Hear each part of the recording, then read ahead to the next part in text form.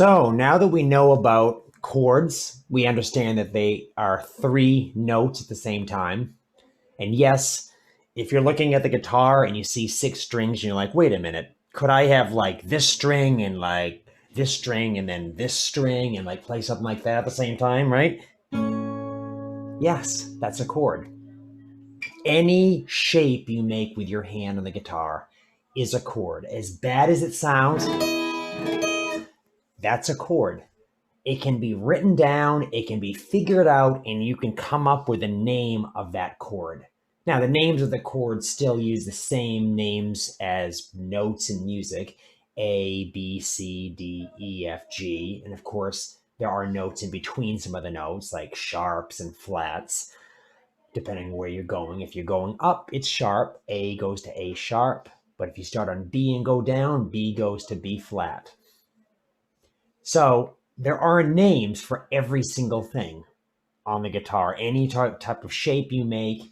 It's the same thing with piano. Any instrument that can make three or more notes at a time, make a chord, there is a name for that chord, whatever one they make. And understanding some of the names and how to play the chords is a great way to play music with others and to follow written music. And yes, for guitar, aside from tablature, there is another way to read music on guitar, and that's just reading chord.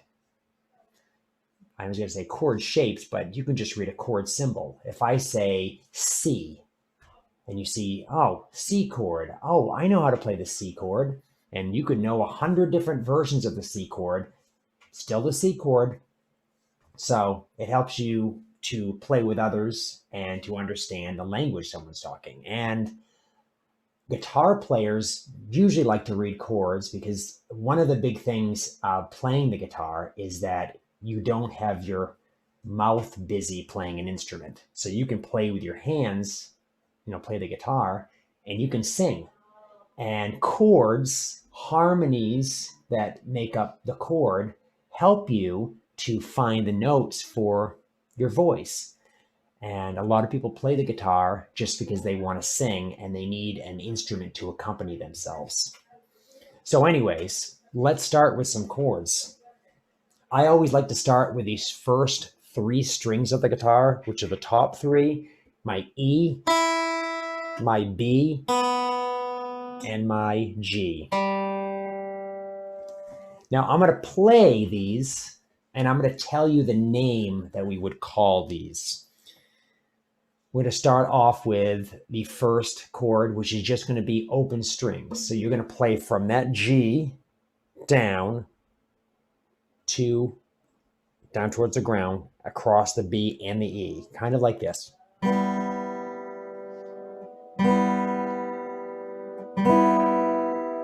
Now, if I use my fingers, I could do it with my thumb.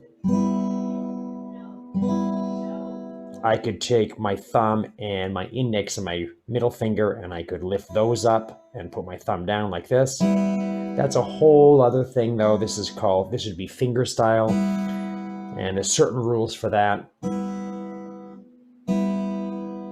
But either way, you get a sound that some people have told me sounds sad. Now, the collection of these notes make up a chord known as E minor. In music, chords generally have a quality of major or minor. And you can decide how you think that should be the difference. I'm going to play E minor.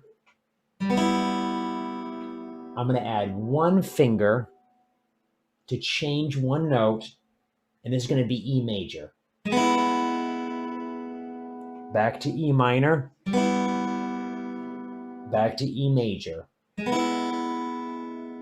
Now all I'm doing here is playing the open G, B, E strings for E minor, and then I'm placing my finger, here's the first fret of the G string. So my E string, B string, G string, and I have to curl my finger around, and I'm holding it with my thumb in the back, but I have to curl it around so I can push down and squeeze that, and then I'm going to play the same strings.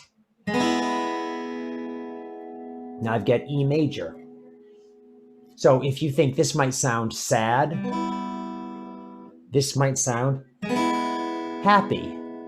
And that's basically this distinction between two different chords, major and minor. Major chords sound happy, minor chords sound sad.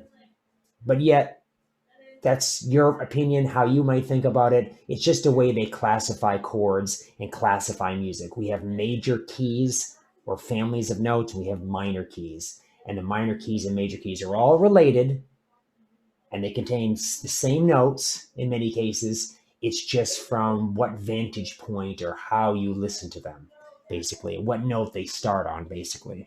So, E minor, first fret of G string, E major. All right, I'll be back with another one.